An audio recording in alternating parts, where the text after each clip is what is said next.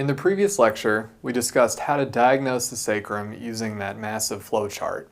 Same opposite, flexed extended, right axis, everything's a mirror, something like that.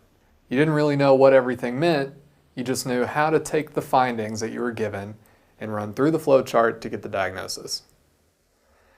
This lecture is going to teach you how to be a good physician.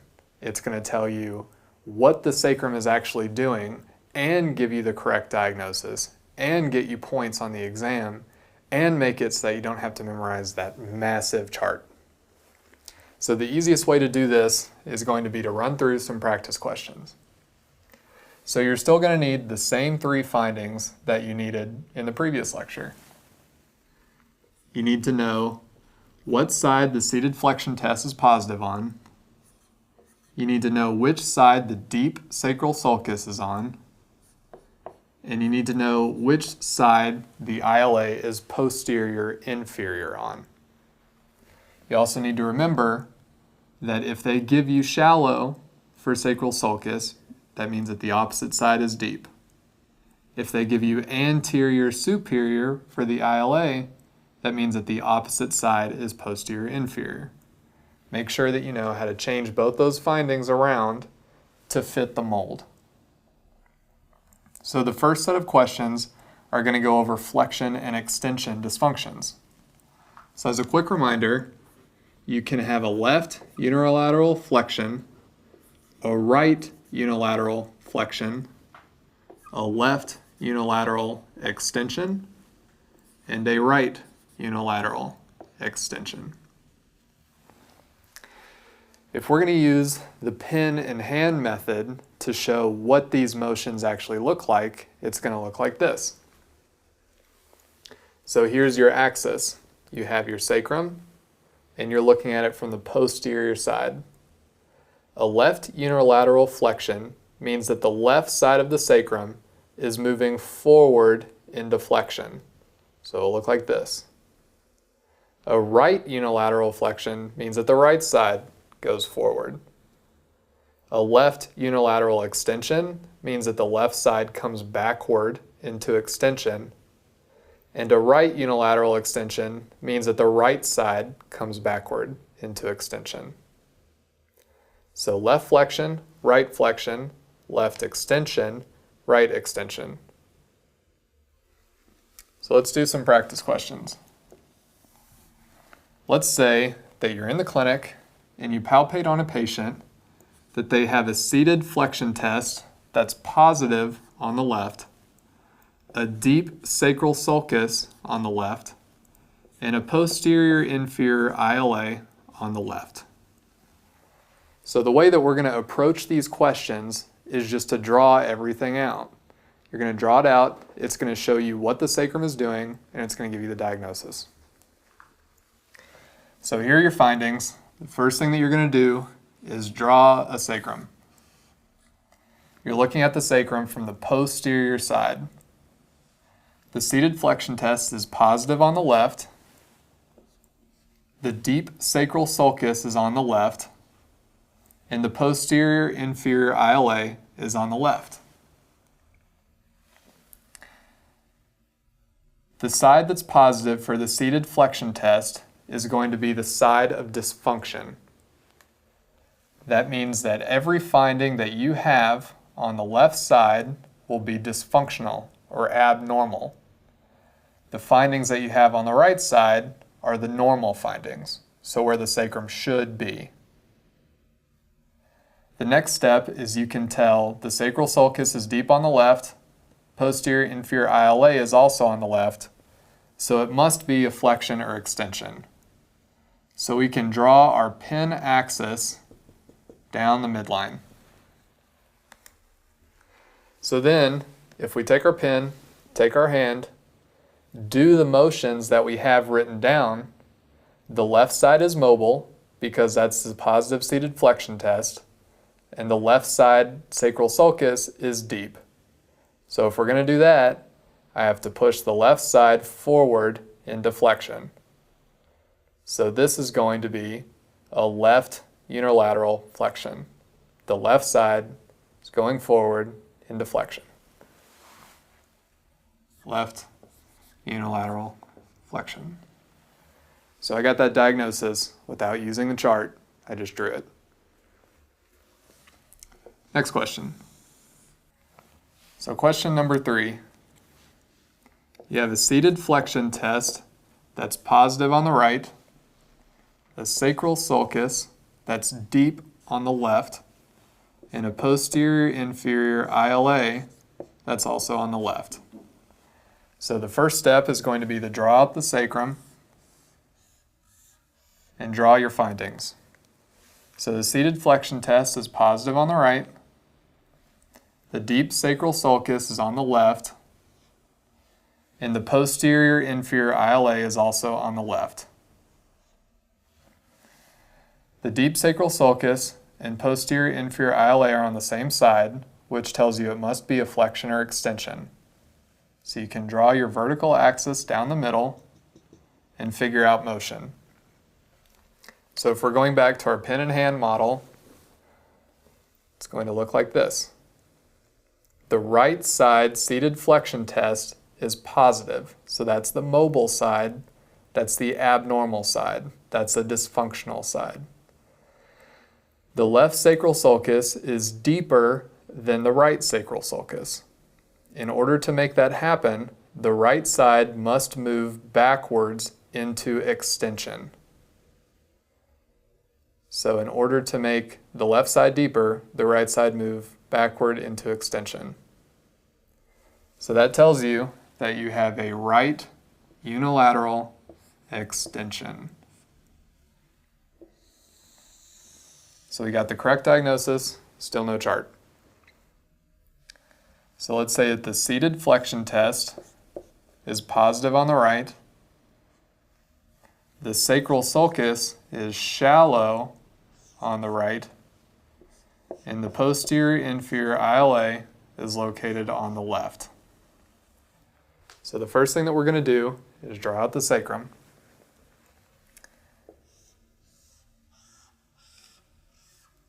So we're told that the seated flexion test is positive on the right.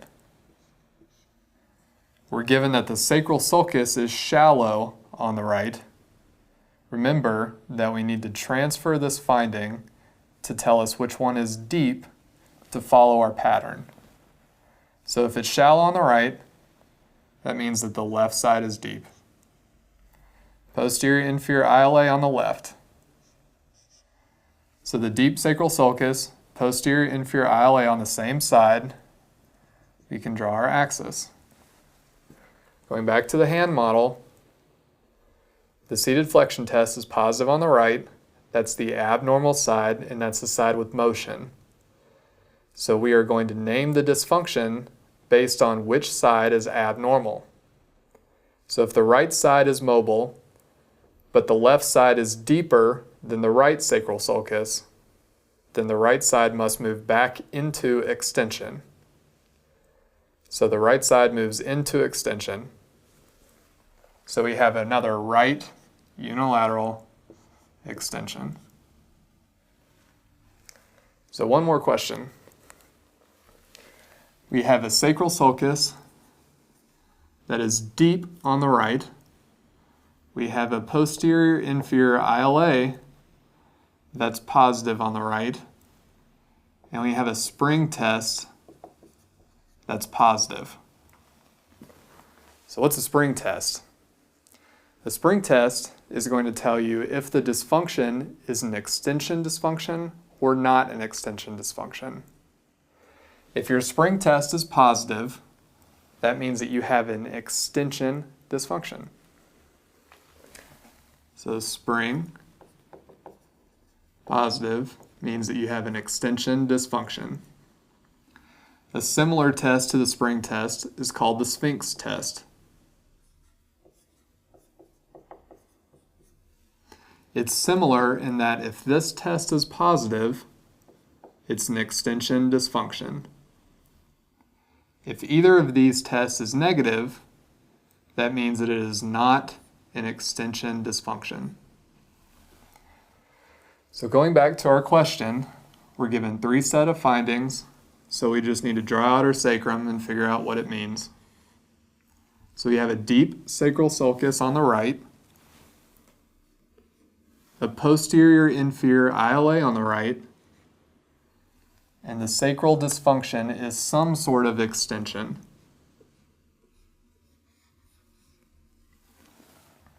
So what do we do with this? Well, you know that the deep sacral sulcus and the posterior inferior ILA are on the exact same side, so it must be a flexion or extension. So if we're going to use our pen and hand model, we need to figure out how to make a dysfunction using those findings that gives us something that's in extension. So if the right side is deep, then we must make the left side shallow in order to give us an extension dysfunction. So this motion is a left unilateral extension.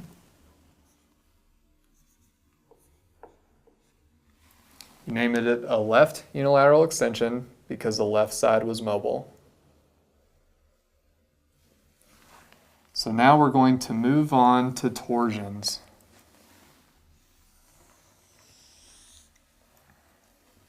So remember, for torsions, you had two different types. You had a forward and a backward torsion. So you always name a torsion based on rotation and axis. And this is what's going to delineate between a forward torsion or a flex torsion and a backward torsion or an extension torsion. So for the flex torsions, you have a right on right and a left on left. For an extension torsion or a backwards torsion, you have a left on right and a right on left.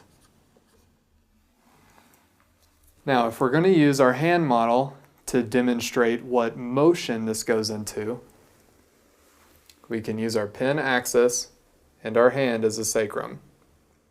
If we want to represent a left oblique axis, we need to make sure that the axis goes through the left sacral sulcus like this. If it goes into flexion, that means that the base of the sacrum moves anterior and the rest of the sacrum moves into flexion. This motion is a forward torsion.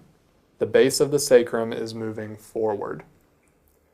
For an extension dysfunction, the sacrum is tipping backwards into extension. So it's coming back towards you or posteriorly. The way that you name the direction of rotation is which way the sacrum is going. Imagine that you have eyeballs on the anterior side of the sacrum, and when it does its rotation, that's the way that the sacrum is looking. So in this example, with a left oblique axis, if the sacrum moves forward into flexion, the sacrum is now looking to the left, so it's rotated to the left. This is a forward torsion. If it goes backward into extension, the eyeballs are now looking to the right. So this is now a right on left dysfunction. This is a backwards torsion. So forward torsion, left on left, backwards torsion, right on left. So now some practice questions with this. So let's say that you have a seated flexion test that's positive on the left, sacral sulcus that's deep on the left, and an ILA that's posterior inferior on the right. So what do? We're going to do the same thing. We're just going to draw it out. So we're going to draw our sacrum. We're given that the seated flexion test is positive on the left, the sacral sulcus is deep on the left, and the posterior inferior ILA is on the right. They're both on the opposite sides of one another, so that tells you it's some sort of torsion dysfunction. It also tells you that the left side is dysfunctional. The left side is mobile, and you're going to name everything based off of that. So in order to make the left side mobile, That means that the axis that it rotates around must be through the opposite sacral sulcus. So the seated flexion test is positive on the left. The oblique axis runs through the right sacral sulcus. So at this point, you can already fill in half of your diagnosis. You know it's something on a right oblique axis. Right oblique axis, right sacral sulcus. So now you just need to figure out which way the sacrum is rotated. So if you do the hand model, you have your oblique axis to the right, your sacrum is attached to it, the left sacral sulcus is deep. And in order to make that happen, you have to dip forward into flexion. And when you go this direction, the eyeballs on the front of your sacrum are now looking to the right. So you have a right rotation on a right oblique axis. Right on right. Next question. So now you have a seated flexion test that's positive on the right, sacral sulcus that's deep on the right, and a posterior inferior ILA on the left. So how do we approach this? Draw it again. So we're going to draw our sacrum. Seated flexion test is positive on the right. We have a deep sacral sulcus on the right, posterior inferior ILA on the left. They're on opposite sides, so you know it's some sort of torsion dysfunction, meaning that it must be an oblique axis. You know that the seated flexion test is positive on the right. This is the mobile side. This is the abnormal side. In order for this to be mobile, the oblique axis must run through the opposite sacral sulcus. So that means that the oblique axis will run through the left sacral sulcus. So you have half of your diagnosis. It's something on a left oblique axis. Left because left sacral sulcus. If we're going to use our hand model to go over what this is, we have a left oblique axis, sacrum goes on it, and in order to make the right side deep, we have to move forward into flexion. When I make this motion, the eyeballs on the front of my sacrum are now looking to the left, so I have a left on left dysfunction. Rotated left, left oblique axis. More questions. So let's say that you have a seated flexion test that's positive on the left, the sacral sulcus that's deep on the right, and an ILA that's anterior superior on the right. So what are you going to do? You're going to draw it out again.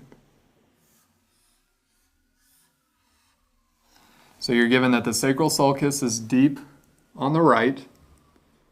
You're given that the seated flexion test is positive on the left. And you're given an anterior superior finding for an ILA. So remember, you have to be able to flip that over and tell which side is posterior inferior. So if it's anterior superior on the right, that means it's posterior inferior on the left. They're on opposite sides, so you know it's a torsion, so it must have some oblique axis. The seated flexion test is positive on the left, telling you that the left side is dysfunctional and the left side is mobile. And for that to happen, the oblique axis must run through the opposite sacral sulcus. So you already have half the diagnosis. It's something on a right oblique axis. Right because it runs through the right sacral sulcus. If you're going to use the hand model, right oblique axis, sacrum going on it. Now remember that the left side is mobile, so the left side is going to be doing the moving. In order to make the finding that the right sacral sulcus is deep, you must make the left sacral sulcus shallow. And in order to do that, you must tip backward into extension. When I tip backward into extension, the eyeballs on the front of my sacrum are now looking to the left, which means that you are rotated left on a right oblique axis. So this is an example of a backwards torsion, or an extension torsion.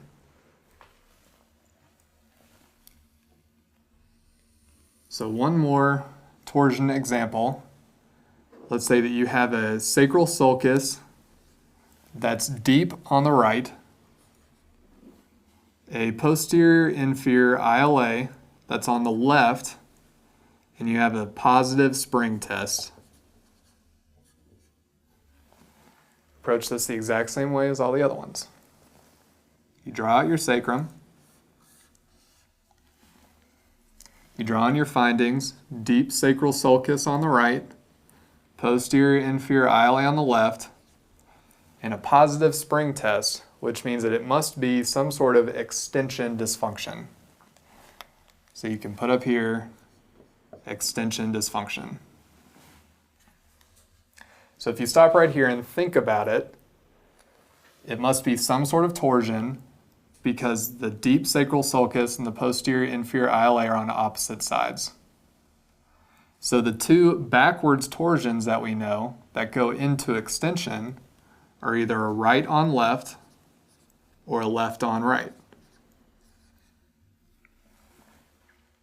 In order to make a backwards torsion or an extension torsion, knowing that the right sacral sulcus is deep, we must make it so that we have an oblique axis on the right and make the left sacral sulcus tip backwards into extension. For us to do that, that means that we have a left on right. So if I'm going to draw that out, it goes into extension. This side is deep.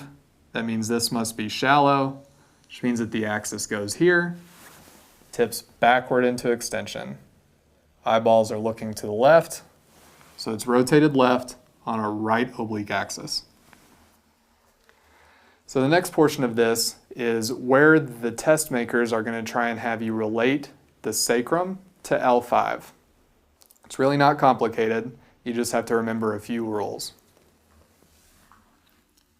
So rule number one is that L5, flexion and extension, occurs on the opposite direction of the sacrum.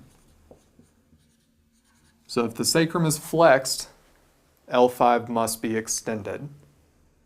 If the sacrum is extended, L5 must be flexed.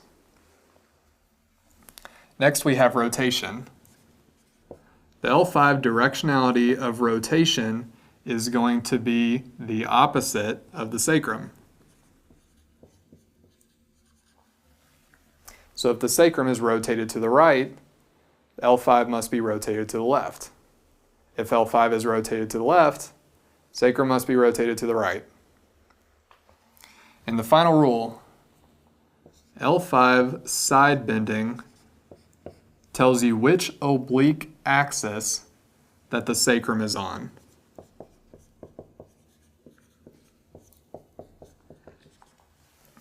So if L5 is side bent to the right, that tells you that the sacrum is on a right oblique axis.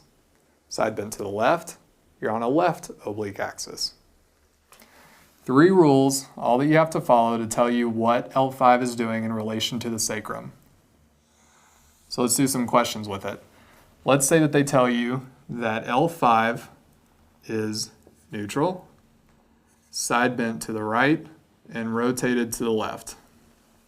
So what do? They give you a neutral finding, but the rules are flexion and extension, and I'm now lost. Use the other 2 rules, and you'll still get the correct answer.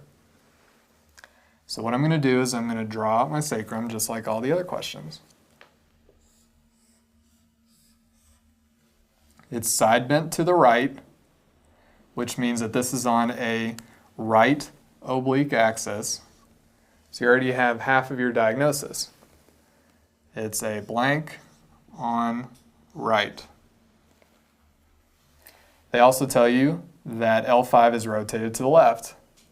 Following the rule of L5 in rotation, the sacrum goes in the opposite direction. So if L5 is rotated to the left, that means that the sacrum must be rotated to the right. So your answer is a right rotation on a right oblique axis. Super simple. So final two examples. Let's say that they tell you that you have an L5 that is flexed, side bent to the left, and rotated to the left. What's your sacral diagnosis? Draw it out, just like all the other ones. I'm going to draw my sacrum. Side bent to the left, so it must be a left oblique axis. So blank on left. Rotated to the left, which means that the sacrum must be rotated to the right. So it's a right on left. You can go through these pretty quickly. Right rotation on a left oblique axis. Now the final question, you're going to have to interpret two different findings to get the correct answer. So let's say that they tell you that the seated flexion test is positive on the right, the sacral sulcus is deep on the left, and the posterior inferior ILA is on the right. What are your L5 findings? So now you got to go backwards. You have to diagnose the sacrum first, then use your sacral rules to find out what L5 is doing. So the first thing that I'm going to do is figure out what the sacral diagnosis is. I'm going to do that by drawing my sacrum. Seated flexion test is positive on the right. Sacral sulcus is deep on the left. Posterior inferior ILA is on the right. They're on opposite sides, so it must be some sort of a torsion dysfunction. And the mobile side is on the right. The dysfunctional side is on the right, which means that the axis must be through the left sacral sulcus. So far, you know that the diagnosis is a blank on left because it's a left oblique axis. To make this work, you need to have your left oblique axis, sacrum, going forward. The left sacral sulcus is deep. The right side is mobile, so you must move the right side to make it shallow, which means that you're tipping backwards into extension, and now your eyeballs are rotated to the right. So you know that you have a right rotation on a left oblique axis. So now you know what the diagnosis of the sacrum is. You got to relate it back to L5. So you use the exact same rules. So you know that L5 is something side bent in some direction and rotated in some direction. Side bending occurs on the exact same plane as your axis. So whatever the oblique axis is your side bending component for L5. Left oblique axis, it must be left side bending. The other rule is that L5 is rotated the opposite direction of the sacrum. We know that the sacrum is rotated to the right, which means that L5 must be rotated to the left. Now we know that flexion and extension occurs in the opposite direction of the sacrum. So if you remember that a right on left torsion is a backwards torsion or an extension torsion, that means that L5 must be flexed. So the answer to this question is L5, flexed, side bent left, rotated left. So we went through a bunch of practice questions to get the answers correct for sacral diagnosis. And in none of these questions did I use that chart that I may or may not remember. So follow this, be able to draw it out, know what the diagnosis is, and you'll be in good shape for the exam and in your clinic as well. And that's my method for diagnosing the sacrum.